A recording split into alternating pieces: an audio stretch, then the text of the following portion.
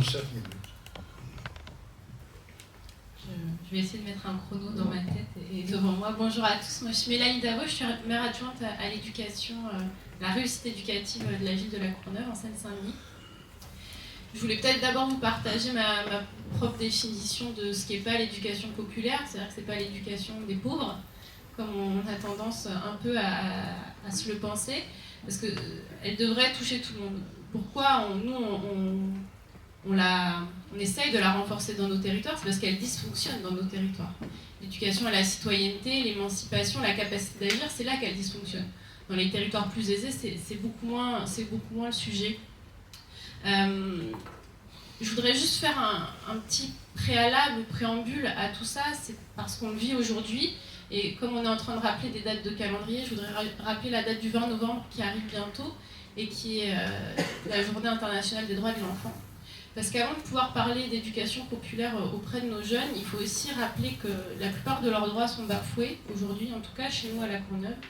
La question de vivre en bonne santé, de vivre en paix, on voit ce qui se passe dans le monde aujourd'hui, et la question aussi d'avoir le droit de s'exprimer peuvent être bafouées.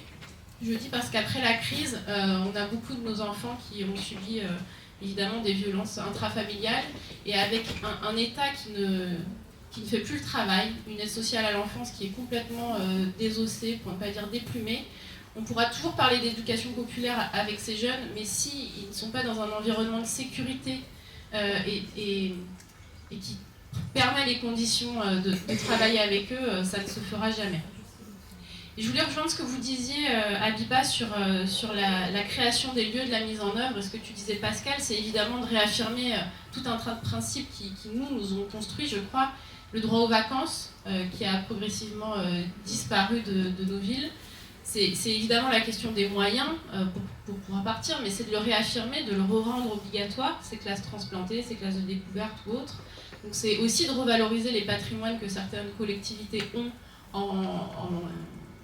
en Île-de-France ou en province pour permettre à l'ensemble des familles ou des enfants de partir, parce qu'aujourd'hui c'est quelque chose qui est pris en charge par des associations, mais très peu par l'État.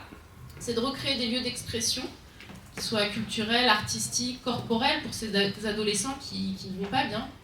On le voit, il y a de plus en plus de suicides, il y a cette question de l'intimité aussi qui se pose entre eux, et il n'y a plus d'endroit pour pouvoir en discuter librement. Et c'est comment nous, on arrive collectivement aussi à recréer ces espaces-là pour pouvoir y répondre. Et je le dis parce que on a tous globalement conscience que quelque chose dysfonctionne dans cette société. Et soit c'est l'éducation populaire qui permet de remettre du sens et de reformer un peu les esprits à trouver des solutions, soit la dérive aujourd'hui, c'est que c'est les extrêmes qui s'occupent de cette question-là. On voit les dérives sur les réseaux sociaux, et moi c'est ce qui m'effraie un peu, et c'est là où j'espère qu'on réussira collectivement à remettre un peu de sens là où il en faut, et qu'on ne le laissera pas aux autres qui ont tendance à en faire des choses pas très très jolies et que je ne partage pas de mon point de vue. Voilà, j'ai rattrapé le temps des autres parce que j'ai fait un peu plus court. Non. Et je m'arrête là pour vous laisser les échanges. C'est même